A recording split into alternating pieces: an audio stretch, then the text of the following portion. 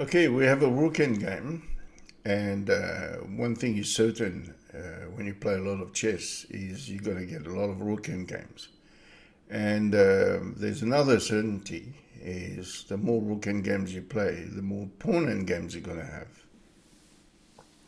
Either played on the board or as a threat. For example, you cannot exchange the rooks because the pawn endgame would be lost. So that's a theme that very common in single rook endgames.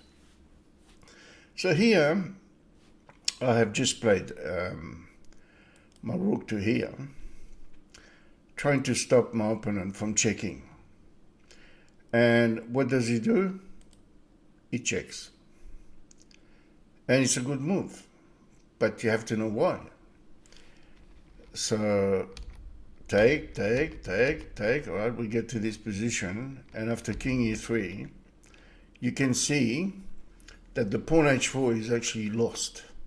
If you look carefully, it's lost. And we're going to see one variation, which is what has been played. So he plays a3 here, and then I'll go back there, but that still doesn't help him. Because eventually I get here, he has to get here to stop me, and then I go here, and he moves out, and I take.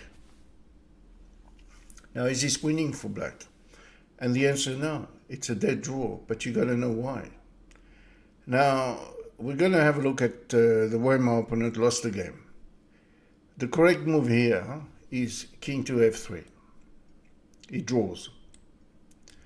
But it's a long struggle, but it's for somebody who knows the endgame, it's quite simple to draw this. Okay, so what happened after he plays king h2? Bad move. King here, king here, king here. What happens? He's too far off. He doesn't have time to come back and stop me.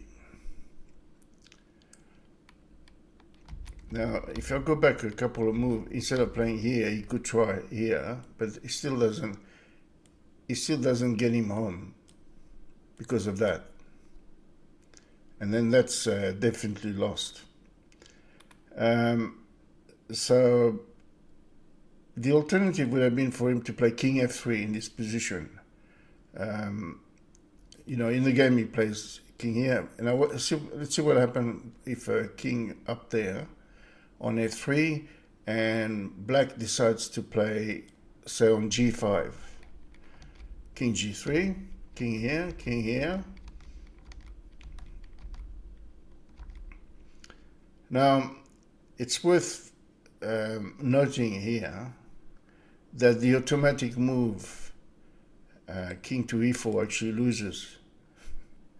And you have to play pawn endgames with extreme care. The king going into e4, then instead of e3, which goes like that, and that's a draw.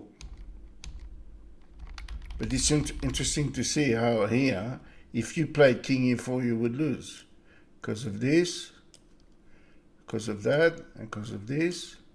And now what do? You can't stop the promotion of the pawn. It's going to go all the way there. So it's a bit tragic. So king e3 draws, and the themes in the pawn endgame are quite simple, but you got to know them. The first way you can draw, for example, let's say this, and that. You got two choices as black. You can let the king gets into the corner, which is dead draw. You cannot stop it because eventually you're going to end up with this king here, this pawn pushed all the way to here, and it's a stalemate. So you may want to try this, and then all white has to do is to stay here until this position, and there is a dead draw because it's stalemate. So there's two themes of stalemate. and it's worth knowing them. Okay, you go here, say pushes, you go here, push, go here, push, and it's stalemate. Know your pawn endgames. It is absolutely essential, because playing a move like king f3 here draws the game, but he played king h2 and he lost. In this position, he plays king e4 instead of king e3, and that lost the game.